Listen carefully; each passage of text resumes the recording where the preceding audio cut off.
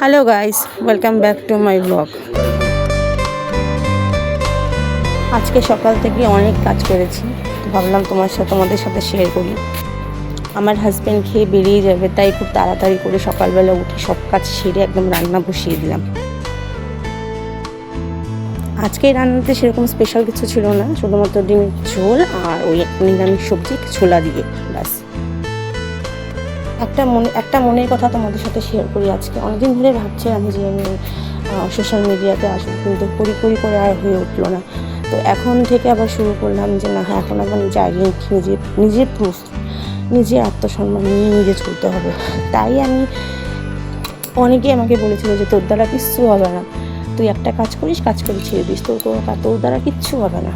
তো আজকে এখন এই প্ল্যাটফর্মে এসছে, এখন তোমাদের ওপর ভরসা। এখন যদি কিছু করিয়ে না দেখাতে পারি তাহলে কিছু করার নেই, তাহলে ভাববো যে সত্যি সবাই যেটা বললো সেটাই ঠিক। আজকে আমার হাজব্যান্ড খুব তাড়াতাড়ি বেরিয়ে গেল, ওর একটা কাজ আছে, তো সেই কাজে যাওয়ার জন্য আমাকে বললো খুব তাড়াতাড়ি রান্না করে দাও, যতটুকু রান্না করবে এই রান্না করে খেয়ে চলে যাবো। তাই আজকে আর অত সময় পাচ্ছি না যে সব কিছু তোমাদের সামনে তুলে ধরবো, যতটুকু পেরেছি অতটুকু তুলে ধরতে সক্ষম।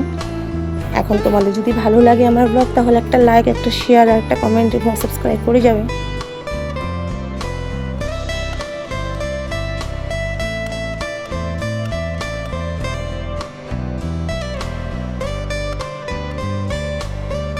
জানো তো বন্ধুরা, আজকালকার যুগে না মেয়েদেরকে নিজের পায়ে সত্যি স্ট্যান্ড করতে হয়, না হলে সেই মেয়ের কোনো দাম, কোনো সম্মান থাকে না এই দুনিয়াতে। আর এটাই বাস্তব।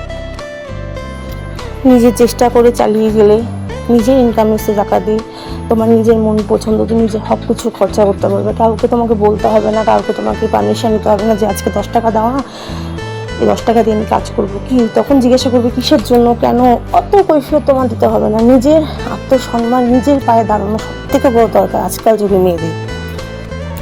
আর ওইদিকে আমি নিরামিষ সবজিটাও বসিয়ে দিয়েছি আরেকটা ওভেনে, যেখানে দুটো খুব তাড়াতাড়ি একসাথে হয়ে পড়ে।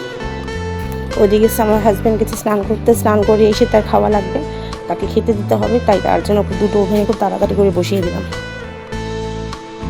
আরেকদিকে আমি ভাড়া বাড়ি ছেড়ে এখন নিজের বাড়িতে চলে আসলাম, মানে বাপের বাড়িতে, যেহেতু আমার হাজব্যান্ড কাজে চলে যাচ্ছে, এখন আমি ওখানে একা থাকবো না, তাই চলে আসলাম।